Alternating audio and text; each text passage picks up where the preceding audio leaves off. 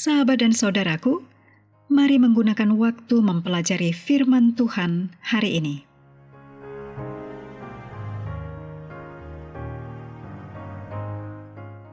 Hari Jumat tanggal 19 Desember, ini merupakan bagian pendalaman dari judul Tuhan itu Setia.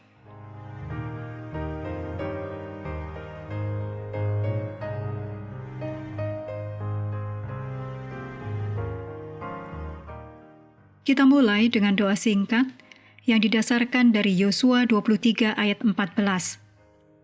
Insaflah dengan segenap hatimu dan segenap jiwamu dari segala yang baik yang telah dijanjikan kepadamu oleh Tuhan Allahmu.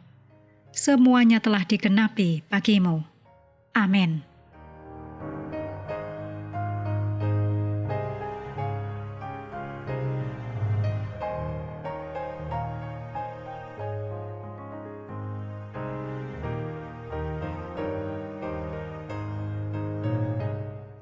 Bacalah tulisan Ellen G. White dalam judul Pesan Yosua yang Terakhir dalam buku Alfa dan Omega jilid 2, halaman 133-138. Berikut kutipan dari Ellen G. White, Alfa dan Omega jilid 2, halaman 134 dan 135. Setan menipu banyak orang dengan teori yang masuk akal bahwa kasih Allah bagi umatnya begitu besar sehingga Allah akan memaafkan dosa yang ada di dalam diri mereka. Setan menyatakan bahwa sungguh pun ancaman-ancaman firman Allah itu mempunyai maksud tertentu di dalam pemerintahan moralnya. Semuanya itu tidak akan dilaksanakan dengan sesungguhnya, tetapi di dalam segala perlakuan Allah terhadap makhluk-makhluknya, Allah telah mempertahankan prinsip-prinsip kebenaran dengan menyatakan dosa dalam tabiat yang sebenarnya oleh menunjukkan bahwa akibatnya yang pasti adalah penderitaan dan kematian. Keampunan yang tidak bersyarat tidak akan pernah ada dan tidak pernah akan ada. Keampunan seperti itu akan menunjukkan tidak berlakunya prinsip-prinsip kebenaran yang menjadi dasar dari pemerintahan Allah. Itu akan memenuhi semesta alam yang tidak pernah berbuat dosa dengan keadaan yang kacau balau. Allah dengan setia telah menunjukkan akibat-akibat dosa, dan jikalau amaran-amaran ini tidak benar, bagaimana kita dapat merasa pasti bahwa janji-janjinya akan digenapi? Apa yang disebut sebagai kemurahan jikalau mengesampingkan keadilan? Bukanlah kemurahan, melainkan kelemahan. Allah adalah pemberi hidup. Dari sejak mulanya, segala hukum Allah telah ditetapkan untuk kehidupan. Tetapi dosa telah merusak peraturan yang telah ditetapkan Allah, dan kekacauan pun mengikutinya. Selama dosa ada, maka penderitaan dan kematian tidak akan dapat dihindarkan.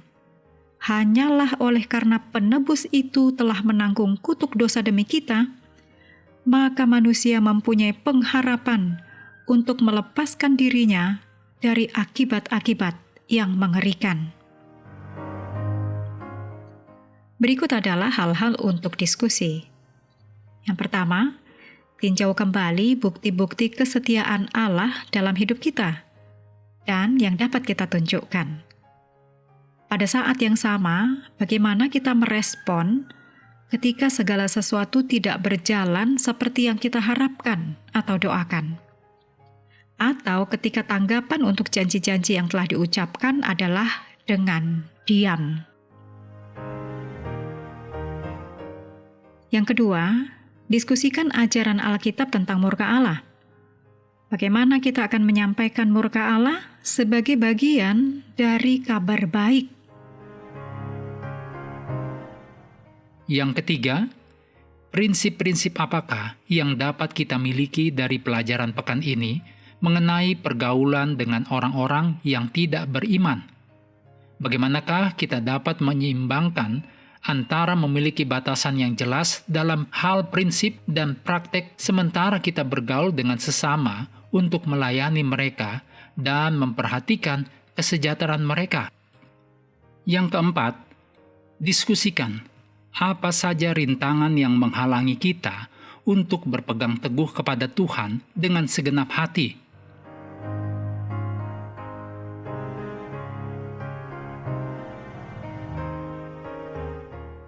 Mengakhiri pelajaran hari ini, mari kembali ke ayat inti, Yosua 21 ayat 45.